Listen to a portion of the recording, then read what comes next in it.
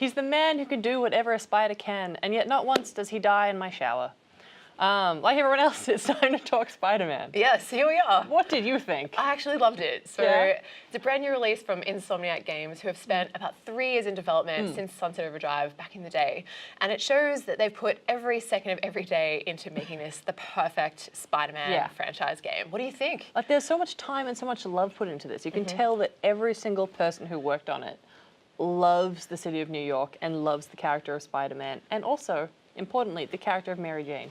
It's pretty much a direct replica of Manhattan, New York City, and every side street, every alleyway is exactly how it is if you were there. It's not a perfect replica, but my God, do they get the vibe and everything about it right. Like, all the major landmarks you want, they're there, and you can take a photo with them. I love that. It's pretty much I played this on PlayStation 4, it's an exclusive title, on a 4K TV, on a PS4 Pro, and you can really tell it's optimized for PS4 hardware. Oh, yeah. It is exactly what you want a Spider-Man game to be like. It stays true to its homage with the Spider-Man humor, and it really skips the whole origin story and throws you straight in and essentially pushes you off the ledge with pretty much no hand-holding. Yeah. And I love that about it. It's simply, it throws you right into web slinging.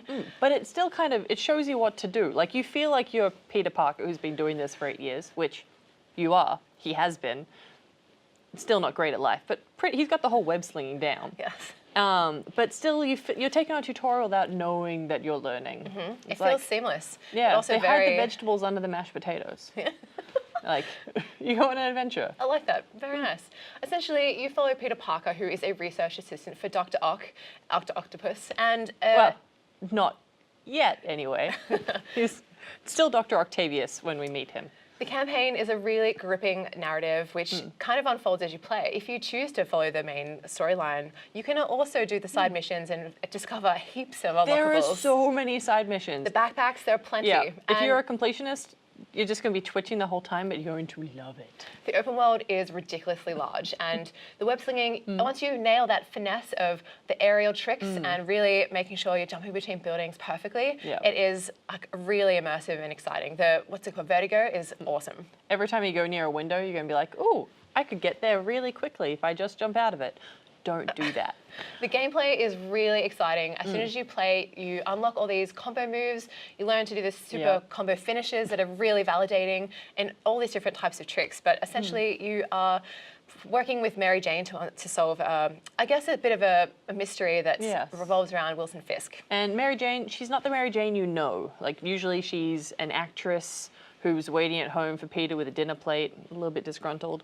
Here she is Lois Lane. This is the Lois Lane game you always wanted every now and then, because you can play as Mary Jane. It's exciting. I think one of my favorite things about this game is that the time-day parting is really dynamic. There's also a lot of weather changes, so there's wind and rain at any given time, but also as you are web slinging through the city or running around town, as you answer your police radio, your voice either goes from like rested to exerted. So it's like there's really nice finishing touches that make it feel extremely polished. Yeah, the voice acting is just lovely. Like Yuri, who plays Spider-Man, this is his 9th time playing Spider-Man. He's got this. Like, he's like a 40-year-old dude. Yeah, he's a 40-year-old guy. He's got a kid. His wife is also a voice actor. And like, they've just got this craft down and it's beautiful. But one of the other things I love is that even like the people on the street will like say things and talk to you, and what they say changes as the game progresses. Because the world starts off like it's pretty happy. Like, sure, lots of crime. But as it goes on, gets crimier. It does. Super crime. It becomes New York in the 1980s, pretty much. So you can choose to take on those side missions and do random things to help the town and solve crimes, or to get extra XP to make your suit more advanced, unlock power mods and things like that, which make battle and fighting crime even more fun. And they've definitely taken a lot of the gadgets that they learned to make on Sunset Overdrive, and they've put them into Spider-Man. But I think we have to make the point again, this is not the origin story again. We are not going back to Tobey Maguire or Andrew Garfield's how he became Spider-Man. I love that. Yeah.